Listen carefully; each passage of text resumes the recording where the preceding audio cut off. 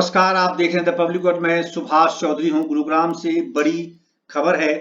Sector 109 जो बजगेरा के आसपास है और द्वारिका एक्सप्रेसवे से लगता हुआ यह इलाका है, वहां चिंटल पैराडीसो नामक बिल्डिंग में बड़ा हादसा हुआ।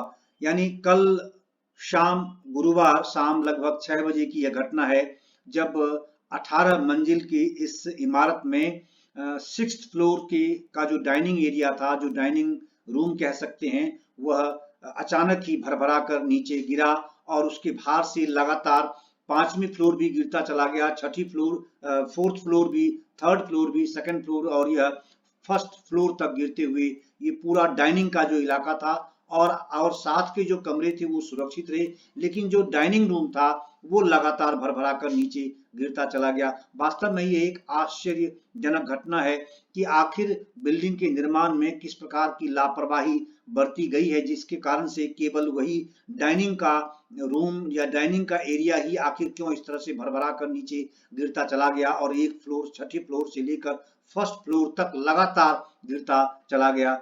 लेकिन इसमें राहत की बात यह थी कि इस बीच में के फ्लोर में या ऊंचे वाले फ्लोर पर लोग नहीं रह रहे थे, केवल 2nd या 1st फ्लोर पर लोग रह रहे थे। इस प्रकार की सूचना अभी तक सामने आई है, क्योंकि पुलिस बल ने इलाके को पूरी तरह घेर लिया है। मीडिया को उसमें अंदर प्रवेश नहीं करने दिया जा रहा है। जो कुछ प्रशासन सूचना वहां से दे रहा है, छन कर वो चीजें मीडिया तक आ रही हैं। इसीलिए बहुत अभी, हालांकि मैं आपको वो फोटोग्राफ दिखाऊंगा जो एक्सक्लूसिव फोटोग्राफ है कि किस तरह से वो डाइनिंग का एरिया, डाइनिंग का रूम जो 6th फ्लोर से नीचे भरभरा कर गिरा है, उसकी क्या स्थिति बनी है और दूसरे फ्लोर पर किस तरीके से उसने दूसरे फ्लोर को भी नुकसान पहुंचाया है। और इसमें अब तक 2 महिलाओं की मृत्यु की पुष्टि प्रशासन की ओर से की गई है, जबकि एक व्यक्ति घायल हैं जिन्हें मैक्स हॉस्पिटल ले जाया गया है। आप इस स्थिति का अंदाजा लगा सकते हैं कि शाम 6 बजे से एनडीआरएफ, एसडीआरएफ की टीम लगातार राहत और बचाव कार्य में लगी हुई है। बावजूद इसके आज सुबह लगभग 8, साढ़े 8 बजे के आसपास एक व्यक्ति को मलबे के अंदर दबे हुए उनको जीवित निकाला जा सका, लेकिन दूसरी जो महिला थी उसकी आवाज नहीं आ पा रही है। तो इसीलिए बहुत दिक्कत, खासकर बचाव टीम को, राहत कार्य में लगी टीम को का सामना करना पड़ रहा है। लेकिन एक व्यक्ति को वहां से जीवित निकाला गया है और उनको मैक्स हॉस्पिटल भेजा गया है। यह घटना लगभग शाम 6 बजे गुरुवार की है और लगातार पूरी रात राहत का काम चल रहा है और अभी भी टीम वहां, एनडीआरएफ, एसडीआरएफ की टीम लगी हुई है, क्योंकि बिल्डिंग के बीच में से केवल डाइनिंग रूम नीचे गिरना ये वास्तव में चौंकाने वाली स्थिति है कि आखिर बिल्डर ने किस प्रकार से इसका निर्माण किया था कि जिस तरह से ताश के पत्तों की तरह भरभरा कर ये नीचे गिर गया। कभी आपने, अगर हम उम्र हो तो आपने देखा हो, आपको याद होगा कि अमेरिका में किस तरीके से जो वर्ल्ड ट्रेड टावर गिरा था, जिस तरह से आतंकवादी हमला हुआ था और कैसे ताश के पत्तों की तरह से आसपास की कई बिल्डिंग्स, इतनी ऊंची ऊंची इमारतें, इतनी मजबूत इमारतें, स्टील की बनी हुई कंप्लीट इमारतें, और कैसे ताश के पत्तों की तरह वो बिल्डिंग भरभरा कर नीचे गिर गई थी और कितना बड़ा नुकसान हुआ था। लगभग उस प्रकार की स्थिति यहाँ देखने को मिल रही है कि केवल डाइनिंग का पोर्शन, डाइनिंग रूम जो है वो 6ठे फ्लोर से 5वें floor, 4th floor, 3rd floor, 2nd floor, 1st floor तक नीचे गिरता चला गया और ये इतनी बड़ी घटना जो है सामने आई है। इनमें 2 महिलाओं की मौत हो चुकी है, जिनमें से एक का नाम एकता भारद्वाज बताया जाता है और मैंने एकता भारद्वाज के पति राजेश भारद्वाज से बातचीत करने की कोशिश की। हालांकि इस दुखद घड़ी में, इस परेशानी की घड़ी में वो बात करने के हालात में नहीं थे, लेकिन उन्होंने यह पुष्टि की कि अब वो अपनी पत्नी के शव को लेकर अपने गांव या अपने घर जा रहे थे। उन्होंने कहा कि अंत्येष्टि के बाद ही हम इस मामले पर बातचीत कर पाएंगे, और लेकिन उन्होंने इस घटना की पुष्टि की है। और अब अगली कड़ी यह है इस घटना की कि थाना बजगेरा में इस मामले को लेकर एकता भारद्वाज के पति राजेश भारद्वाज ने मामला दर्ज कराया है। लेकिन आश्चर्यजनक बात यह है कि यह मामला बेहद बहुत ही साधारण धारा में दर्ज किया गया है, जिनमें से धारा आईपीसी 1860 की धारा 304 ए और 34 लगाया गया है। धारा 304 ए केवल लापरवाही करने से मौत होने का मामला बनता है और 34 में कई सारे लोगों को उसमें शामिल षड्यंत्र में दिखाया जाता है, उसके प्लानिंग में देखा जाता है कि कई सारे लोगों ने मिलकर प्लानिंग की और जो लापरवाही बरती उसके कारण से ये घटना हुई है। तो इसको मतलब गैर इरादतन हत्या का मामला इसके नहीं माना जाता है। तो 304 ए धारा में मैं आपको यह भी बताता चलूं कि केवल और केवल एक, क्योंकि सामान्य लापरवाही का मामला है तो इसमें बहुत ज्यादा तो 2 साल की सजा हो सकती है और कुछ जुर्माने का प्रावधान भी इसमें है। तो इसलिए ये बहुत मतलब बहुत संगीन धारा, सख्त धारा नहीं है। इतनी बड़ी घटना हो गई और बहुत मतलब जनहानि, जिसके परिवार का सदस्य चला गया वो कितना दुखी होंगे, किस अब आगे का जीवन उनका किस तरीके से बदल गया, कितना कठिनाई भरा है और अभी जिस तरह की परेशानी उन्होंने झेली है इसे शब्दों में बयां नहीं किया जा सकता है।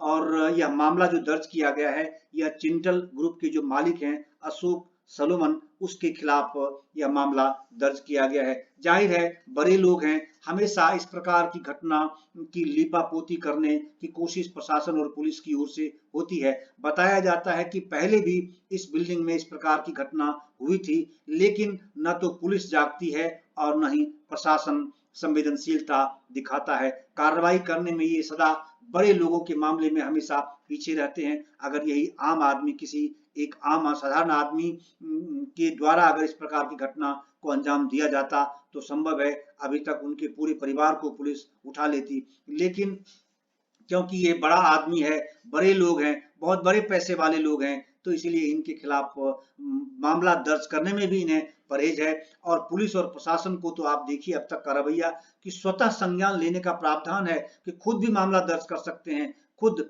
लेकिन वो पुलिस इंतजार करती है कि जो डिसीज्ड हैं, जो पीड़ित व्यक्ति हैं, वो आकर इनको लिखित शिकायत दें और उसके आधार पर फिर ये मामला दर्ज करें। और धारा 304 ए और 34 एक ऐसी साधारण धारा, ऐसे प्रावधान इसमें इन्होंने लगाए हैं जिसमें कि बहुत ज्यादा सजा का प्रावधान नहीं है।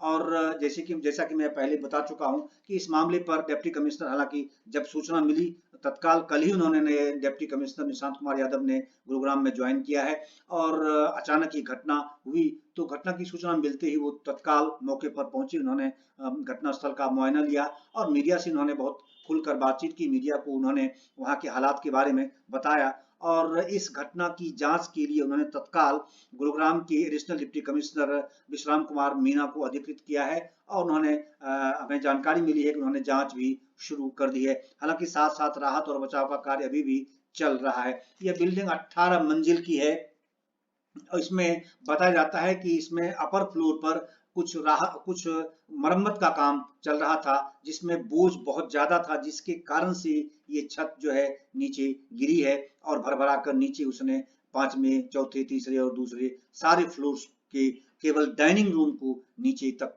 गिरा दिया है पूरी तरह से। और स्वाभाविक है जब व्यक्ति फ्लैट में रहते हैं तो इस बात की गारंटी नहीं कोई दे सकता कि वो आदमी अपने डाइनिंग रूम में बैठा हुआ है या फिर अपने ड्राइंग रूम में है या बेडरूम में बैठा हुआ है।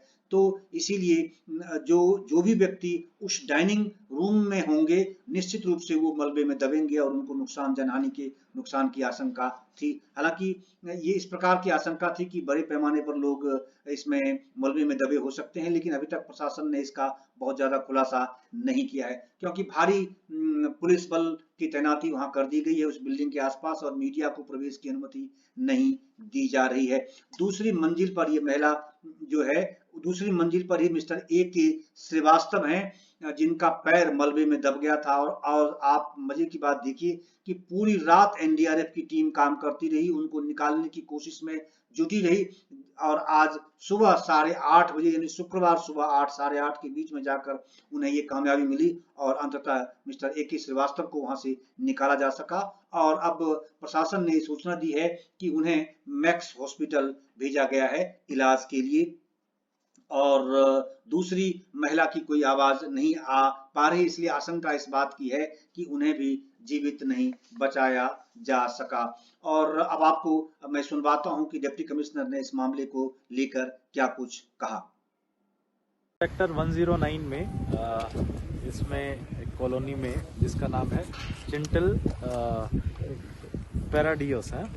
यहाँ पे एक इस तरीके की सूचना हमें मिली थी लगभग 6 बजे के आसपास कि एक पर्टिकुलर टावर में, डी टावर में कुछ ब्लॉक्स हैं वो नीचे गिर गए हैं और मलबे में कुछ लोग फंसे हैं। तो तुरंत हमने विदिन 10-15 मिनट्स एडमिनिस्ट्रेशन की टीम्स, पुलिस की टीम्स यहाँ पे पहुँची। एनडीआरएफ और एसडीआरएफ भी मौके पे हैं, रेस्क्यू ऑपरेशन चल रहे हैं। जो सूचना मिली है वो ये मिली है कि टोटल 18 स्टोरी बिल्डिंग थी, उसमें से ऊपर के 12 जो ब्लॉक्स हैं, फ्लोर्स हैं वो सेफ हैं। नीचे के जो 6 फ्लोर्स हैं उनमें से एक पर्टिकुलर सेक्शन पिलर्स के बीच में जो डाइनिंग एरिया है वो 6th फ्लोर से लेकर के 1st फ्लोर तक गिर गया है। और हर एक फ्लोर पे बाकी सारे रूम्स बिल्कुल सेफ हैं, ठीक है। सिर्फ वो पर्टिकुलर एरिया मेरे ख्याल से लगभग 40-50 स्क्वायर फीट का एरिया वो नीचे गिर करके 1st फ्लोर तक पहुंच गया है। और जो 1st फ्लोर की जो स्ट्रक्चर है उसमें भी बल्ज आ गया है, हालांकि वो ग्राउंड पे नहीं गिरी है। तो हमने पता कराया कि टोटल कितने लोग फंसे हैं, तो ये पता चला कि जो 3 से लेकर के 6 फ्लोर्स तक कोई भी वहाँ पे नहीं रह रहा था। तो 1st और 2nd फ्लोर पे ही लोगों के फंसे होने की सूचना मिली। उसमें भी जितने लोग अब बाहर आए हैं उसमें से ये पता चला है कि टोटल पता चला है वो ये चला कि 6th फ्लोर पे कुछ अंडर कंस्ट्रक्शन एक्टिविटीज़ थी। और शुरुआती तौर पे पता चला कि बिल्डर के द्वारा वो एक्टिविटीज़ की जा रही थी। एक रीज़न ये हो सकता है, हालांकि अभी इसमें कोई आधिकारिक इंक्वायरी या जांच नहीं कराई गई है, बट एक रीज़न ये हो सकता है कि वहाँ पे एक्स्ट्रा लोड होने की वजह से जो स्लैब है वो लोड ना ले पाई हो नीचे की, क्योंकि पिलर्स को कहीं भी कोई डैमेज नहीं है, पिलर्स अभी भी प्रॉपरली खड़े हैं। और इसी वजह से किसी भी फ्लोर पे उस पर्टिकुलर एरिया को छोड़ करके बाकी सारे रूम्स इंटैक्ट हैं। और तो प्राइमा फेसी ये वजह नज़र आ रही है, लेकिन इसकी जो डिटेल्ड इंक्वायरी है वो कल सुबह प्रशासन के द्वारा, मेरे द्वारा ऑर्डर की जाएगी, जिसमें हमारे जो ज़िले के एडिशनल डिस्ट्रिक्ट मजिस्ट्रेट हैं वो इसकी इंक्वायरी करेंगे और उसमें जो रेलेवेंट डिपार्टमेंट्स हैं उनकी जो ऑफिसर्स हैं उनको हम इन्वॉल्व करेंगे। सर इन तीनों के अलावा नहीं है, हमने पूरी तरह से तसल्ली कर ली है। जहाँ तक बात है कि पहले भी इस तरह की बात आई है, मेरे भी संज्ञान में ये मामला आया है। इसकी भी जो जांच कमेटी होगी वो इसको भी जांच करेगी और अगर इसमें किसी के भी लैप्सेस पाए जाएंगे तो उस पर फिर कार्रवाई होगी। ठीक है, thank you very much sir. गुरुवार शाम 6 बजे से शुरू राहत और बचाव कार्य में जुटे एनडीआरएफ की टीम लगातार इस कोशिश में है कि जो भी लोग मलबे के नीचे दबे हैं उसे सुरक्षित निकाल लिया जाए। और इसमें उन्हें एक व्यक्ति को 2nd फ्लोर से निकालने में कामयाबी भी मिली है, जिन्हें मैक्स हॉस्पिटल भेज दिया गया है इलाज के लिए। लेकिन उसी फ्लोर पर एक महिला है जो कि मलबे में अब भी दबी हुई है, जिसे अब तक निकाला नहीं जा सका है। उनके मृत होने की पुष्टि एनडीआरएफ टीम के लीडर मिस्टर पीके तिवारी ने की है। आइए आपको सुनवाता हूं कि अभी तक के ताजा हालात पर एनडीआरएफ टीम के लीडर पीके तिवारी ने क्या कुछ मीडिया को बताया। आइए सुनिए। 1st फ्लोर पे है, महिला का है जो हम अभी जल्द ही निकालने में सफलता प्राप्त करेंगे। सर 6th फ्लोर से लेकर 1st ग्राउंड फ्लोर तक सारी रूफ कोलैप्स है लिविंग रूम की। भारी लग रहा है यार। 6th फ्लोर से लेके ड्राइंग रूम, लिविंग रूम की 2nd फ्लोर तक की पूरी रूफ कोलैप्स। क्या आप एक ही महिला है या और भी कोई? कितने घंटे का है आपका ये टोटल हमने लगातार 16 घंटे का कंटिन्यूअस बिना रुके बिना थके जो सारे टेक्निक, सारे जुगाड़, सारी जो संसाधन हमारे पास था उसका इस्तेमाल करके, क्योंकि काफ़ी रिस्की ऑपरेशन था, काफ़ी मलबा उनके पैरों पे इकट्ठा हो रखा था और थोड़ी सी छेड़खानी बहुत बड़े डिजास्टर को यहाँ पे जन्म दे सकती थी, क्योंकि हमारे रेस्क्यूअर भी उसके चपेट में आ जाते। इसीलिए हमारी यहाँ पे 3 टीमें काम कर रही थी और एक टीम की तकरीबन स्ट्रेंथ हमारी 35 की थी। तो उस हिसाब से हम लोग यहाँ पे 110 से 15 लोग थे ऑफिसर्स ये। क्या अभी भी खतरा है? क्या इसके आसपास ये तो स्ट्रक्चरल इंजीनियर ये बता पाएंगे कि बिल्डिंग को लेके कितना खतरा है, उसका असेसमेंट एक्सपर्ट भी कर पाएंगे। लेकिन हाँ, जब तक बिल्डिंग ये टूटा हुआ है तब तक को निश्चित रूप से मेरे ख्याल से सेफ नहीं रहेगी। तो एनडीआरएफ की पीके तिवारी के द्वारा निकाला जा चुका था। हमारे आने के बाद ऑपरेशन में एसडीआरएफ के साथ हमने एक डेड बॉडी निकाली 2nd फ्लोर से। और ये जो जिंदा इनको निकाला अरुण जी को, और इन्हीं के बगल में एक और महिला की जो डेड बॉडी है उसको निकालने के लिए अभी ऑपरेशन हमारा चला हुआ है। तो ये जो टोटल 4 व्यक्ति थे, जिसमें से 2 जिंदा निकाले गए, एक डेड बॉडी निकाल ली गई है और एक डेड बॉडी निकालने के लिए ऑपरेशन चला हुआ है। जो आप महिला की अब डेड बॉडी बता रहे हैं वो इन्हीं के परिवार से है, अरुण जी की? उसकी आइडेंटिटी अभी सिविल एडमिनिस्ट्रेशन के द्वारा हमने एस्टेब्लिश अभी नहीं हो पाई है, तो जैसे ही सूचना मिलेगी आप तक पहुँच दो लोगों की 2 डेथ है और 2 लोगों को आप लोगों ने निकाल लिया जी। इसके अलावा किसी और के फंसे होने की सूचना सर अभी तक कोई ऐसी सूचना है नहीं। यदि ऐसी कोई सूचना मिलती है तो निश्चित रूप से हम अपना ऑपरेशन कंटिन्यू रखेंगे।